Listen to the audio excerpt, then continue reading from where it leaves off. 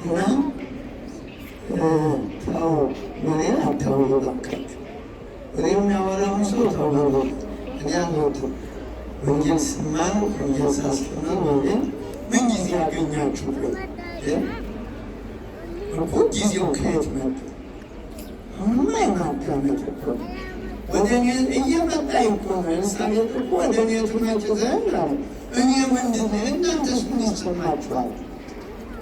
ደግሞ እኔ ምንድን ነኝ ትላላችኋል? እስኪ ሰው እኮ አለች አሁን የሚያይ ሰው እያያል እንደ ማቴዎስ ያለ ዲያቆን ያያታል።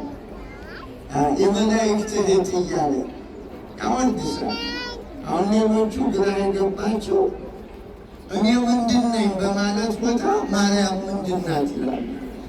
ሰው ግራ ሲገባው ይገባል። እንግዲህ ወንጌሉ ነው። ይህንን ምን አድርጎ እየተረጎሙ ማርያም ምንድን ናት? ማርያም ማናት? እንዲህ አንተ እኔ ማነኝ በል እንጂ እንዲህ ወንጌሉ እኮ ነው የሚያለው። ማንም ሌላ አይደለም። መንፈስ ቅዱስ እኮ ነው የሚያለው። መላ መንፈስ ቅዱስ እኮ ነው። እምሮ በባዶ አዳራሽ የሚፎከስ አይደለም። መላ መንፈስ ቅዱስ ኤልሳቤጥ ላይ ሞላባት። ምን አየች ታዲያ? እመቤታችን ማኅፀን ውስጥ መድኃኔዓለምን አየች። ጌታዋን ፈጣሪዋን የጌታዬ እናት ትምህርት እኮ ይሄ ዛሬ የጌታው እናት የጠፋው ትውልድ የሚይዘው የሚጨብጡ አትወቁና ለመከራ ተዳርጎ እና የጌታዬ እናት ይሄ ነው እንግዲህ ኦርቶዶክስ የሚያሰኝ ቴዎሎጂ መማር ማለት የጌታዬ እናት ነው። አሮጊት እኮ ናት ኤልሳቤጥ። እንደው ማን ነው? እግዚአብሔር እኮ ነው እንዲህ ያሰኛል። እናንተ አሁን ያክስታችሁ ልጅ እናንተ የ60 ዓመት ናችሁ የ15 ዓመት ወጣት እንዲህ ማለት አይኖራችሁ ይገዛው አይገዛው። እንዴት አለ እመቤታችን የ15 ዓመት ወጣት ነው። እሷ ደግሞ የ60 የ70 የጌታዬ እናት አለ። እኔ ደስ ሲሆን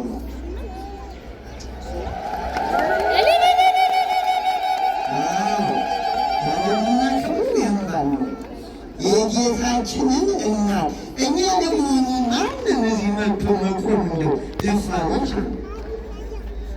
በምን ህይወት ነው አሁን እኛ እንደው ደፋሮች ነው። ግን ያው መቼስ እኔ ማነኝ ካል እኔ ምንድን ነኝ ይባሉ እንደዚህ ነው። ማንነትን ማወቂያ ማለት እግዚአብሔርን ማየት ነው። በዓል በመሰረቱ በዓል ሲከበር ሰውና እግዚአብሔር እንዲገናኝ ነው።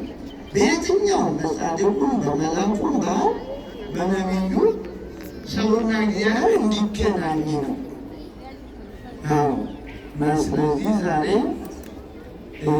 ያው አባቶቻችን ሱባኤውን አይታችኋል። እንግዲህ በ64 ዓመቷ 3 ዓመት እናት አባቷ ቤት ነው።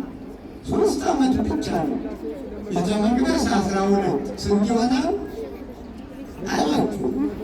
ይህ እኮ ጥሩ ነው። ሌላ ቁጥር ያን ስትሉ ጥሩ ነው። ማየታችንን እያያችሁ 15 በዮሴፍ ቤት 34 እግን ቁጥር ያሸጋሽጋሉ የቃውቱ ግን ጥሩ አቆጣጠር ይሄ ነው። 34 በዮሐንስ ቤት 15 ስንት ሆነ? 60 ደግሞ ሂሳብ ነው። 30 እና 30 ስንት ነው? ታዲያ ምን ይሄ እኮ 15 ዓመት እናት አባቷ ቤት 3 በቤተ መቅደስ 12 በዮሐንስ 15 በቀላሉ 34 በዮሴፍ ግን አንዳንዶቹ ያልተለመደ ብናውቀው ጥሩ ነው። ምንም ማለት ሎማ ማለት ካልቁጥር ነው ካላምረን ነው እና በእናት አባቷ ቤት 3 ዓመት ከ7 ወር ይላሉ። 3 ዓመት እንደገና በዮሴፍ 34 ከ3 ወር ያንን ግን ጥሩ አቆጣጠር በቤተ መቅደስ 12 በእናት አባቶች 15 በዮሴፍ 34 በዮሐንስ 15 እንዲህ የመጨረሻው ኑሮ በዮሐንስ ቤት ነው። በዮሐንስ 19 ቁጥር 26 ላይ ወይም 25 ወይቀውሙ ኀበ መስቀሉ ለእግዚእ ኢየሱስ እሙ ወእኅታ ለእሙ ወማርያም እንተ ቀለዮጳ ወማርያም መግደላዊት ይላል። በመስቀሉ አጠገብ በዕለተ ዓርብ የቆሙትን እናቶች ነው።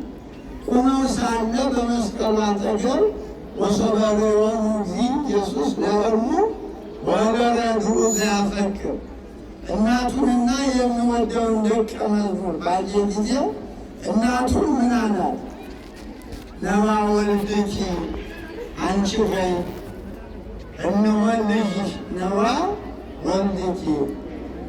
እሱም ደግሞ ወናያ እምከ እነኋት እናትህ። የዛሬው ቀን እንደዚህ ነው። እግዚአብሔር የሰጠን እናት ለሐዋርያት ሰጣቸው። ያው እንግዲህ ሰው እንደሆነ መጠን ቅዱስ ያሬድ ያደንቃል። እንደው የሰው እንኳን ሊሞትም ይገባል፣ የማርያም ሞት ግን ምንድን ነው ይላል፣ ይገረማል። ሞትሰ ለመዋቲ ይገርሙ ሞት ለሟች ለፈራሽ ለመስዋዕት ኃጢአት ለሚሰራ ሰው ለደቂቀ አዳም ይገባል። ሞታ ለማርያም የአጽብ ለኩሉ የማርያም ሞት ግን ይገርማል አለ። እንዴት ሞተች ይላል። ምክንያቱም ኑሯ ያው ከ3 ዓመት ጀምሮ ቤተ መቅደስ እንደ ቅድሙ መላእክት ጋር ነው። ምግቧም ሰማያዊ ነገር ነው። ሰው የማያውቀው ነው።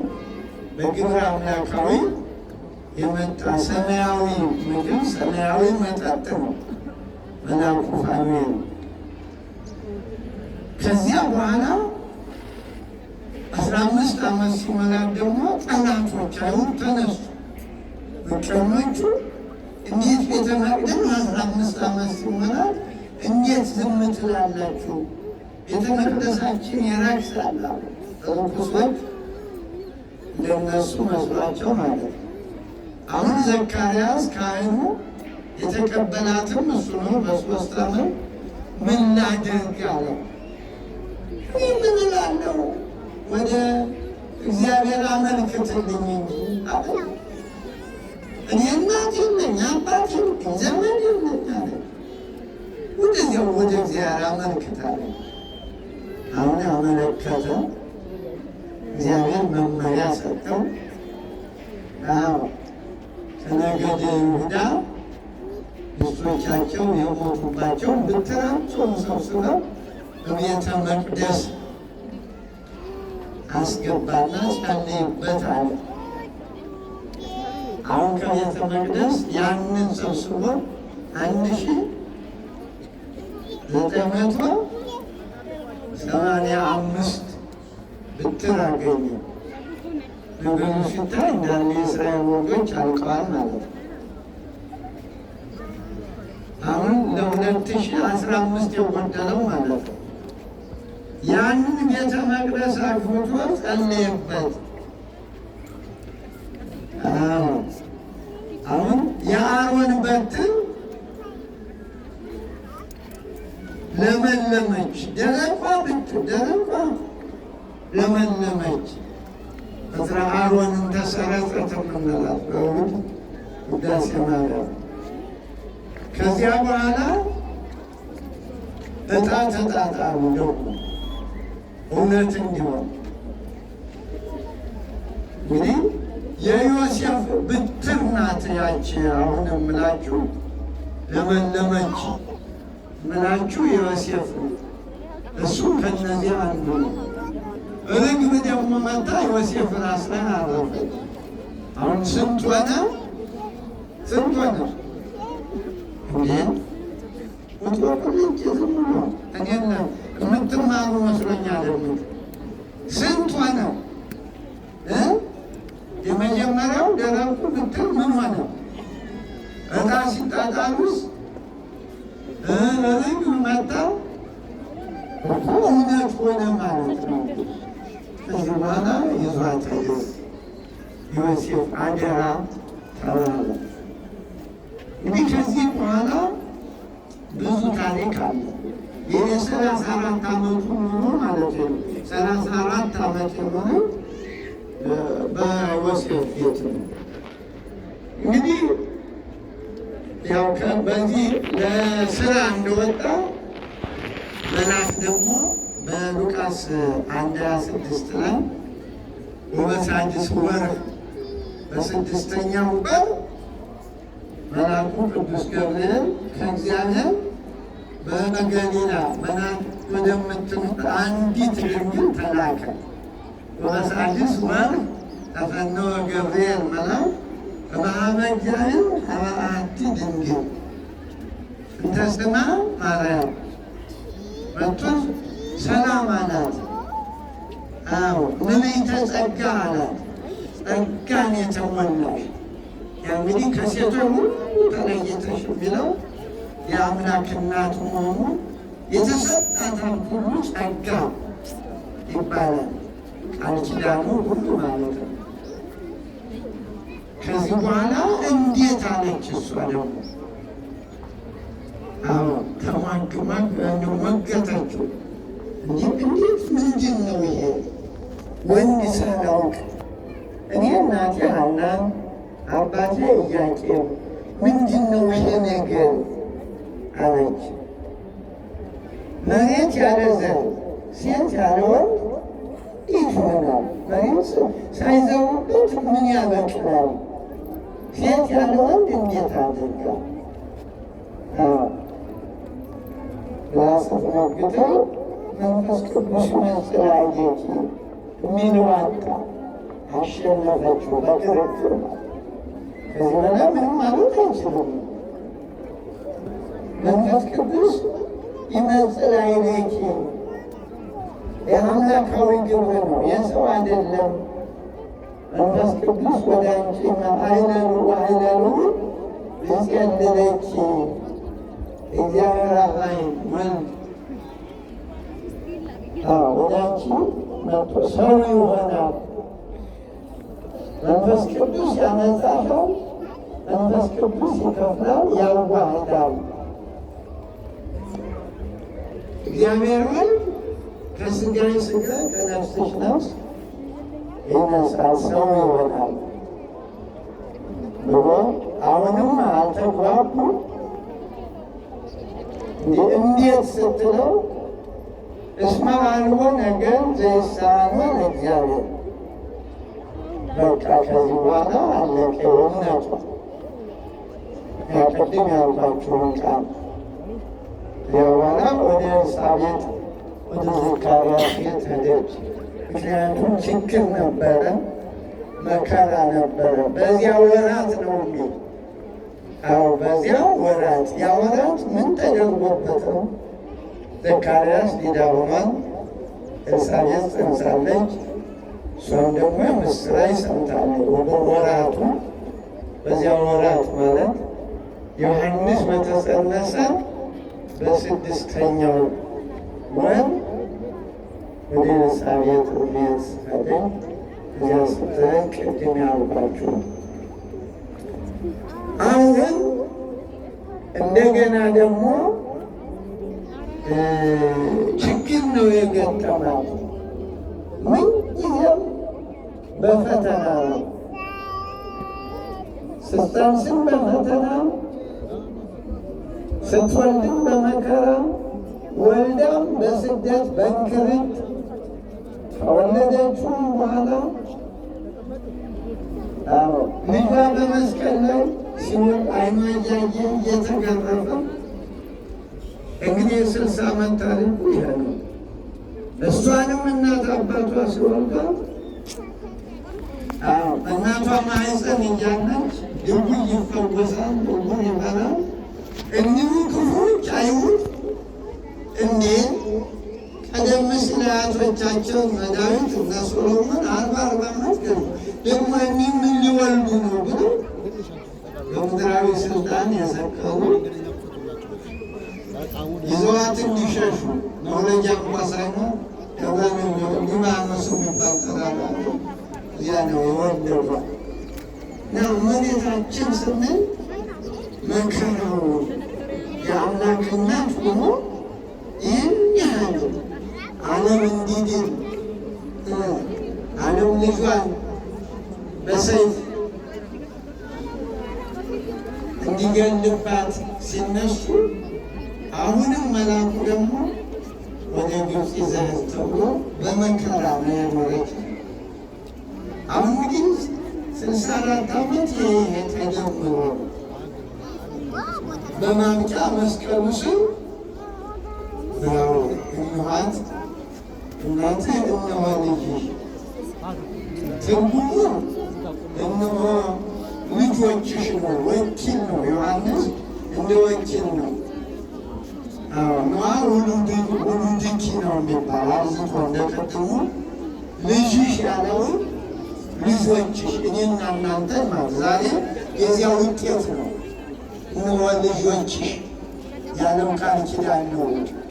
እንዲህ ያሰባሰበ ጥላ የዘረጋችሁ አሁን ምን ሆናችሁ ነው? ተመጣጣኝ አየር ነው ይሄ። እስኪ ጠፉ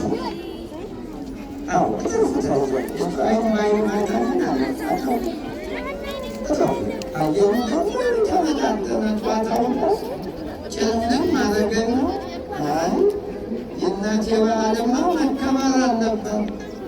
ምዕመናን በሰላም ደስ ብሏቸው የሚያከብሩ ፕሮግራሙ እንኳን አዘነበ። አሁን ደግሞ እንደዚህ አመጣጡ እስኪ ልንበሩ በሉ እጠፉት። አይዟችሁ ሕፃን ያዘላችሁ ነገር ሕፃናት ለጋ ሕፃን ያዘላችሁ አጉናችሁ አለበለዚያ ሌሎች ጥሩ ነው። አየሩ ጠፉት ይጋርዳችኋል። ነገር ባይን ይገባል እኮ እኔም እንዳያችሁ እናንተም እንድታዩ እንድንተያይ። እሺ እመቤታችንን እኮ እያየች ነው። እኔ ማን ነኝ ዋት እስኪ እናንተ አለች እኮ አሁን የዓይን ጉዳይ ነው እንጂ እመቤታችን አለች። ባትኖረኝ እንዲህ አንሰባሰብ። ከዚያ በኋላ ጥር 21 ቀን አረፈች ነው። ጥር 21 ቀን እና ያው መቼም በወጉ በስርዓቱ ሊቀብሩ ሐዋርያት በቀብሩ ማለት ሰማይ ምድር ነው። እቀብሩ መላእክት ሁሉ እነ ዳዊት ሁሉ መጥተዋል። ሙታን ሁሉ ተነስተዋል። ሐዋርያት ከያሉበት ሀገረ ስብከታቸው በደመና እየተጫኑ መጥተው ወደ ቀብሩ ቦታ ወደ ጌቴሴማኒ ይዘው ሲሄዱ አሁንም እኒህ ክፉዎች አይሁድ እንዲህ ትናንት ልጇ ሞተ ተነሳ አረገ እያሉ አሁን ደግሞ እሷንም እኮ እንዲህ ሊሉ ነው ብለው በእሳትና አቃጥለው አስቀረናል ብለው ተነሱ ይላል። አልቀረም አንድ ደፋር መቼም ከብዙ መካከል ለኃጢአት፣ ለክፋት፣ ለክፉ ስራ ደፋር ሰው አይጠፋም። ሄዶ አጎበሩ ሲጨብጠው መልአኩ መጣና ሁለት እጆቹን እዚያው አጎበሩ ላይ እርም አረጋቸው በሰው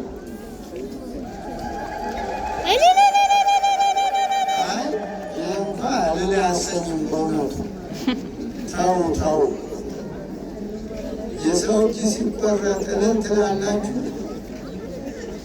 ነገሩ ያሰኛል። ውስጡ ነው ውስጡ ግን በክርስትና አይባል። ጠላትህን ውደድ፣ ጠላትህን ውደድ እንጂ አድርግም ማረገው ብንልም ልክፋት።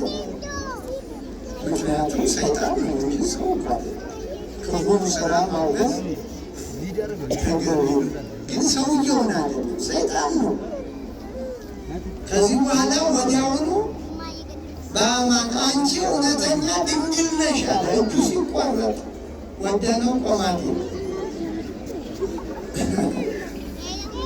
እኮ እጁ ሲቆረጥ በእውነት በአማን ድንግል የአምላክ እናት አለ።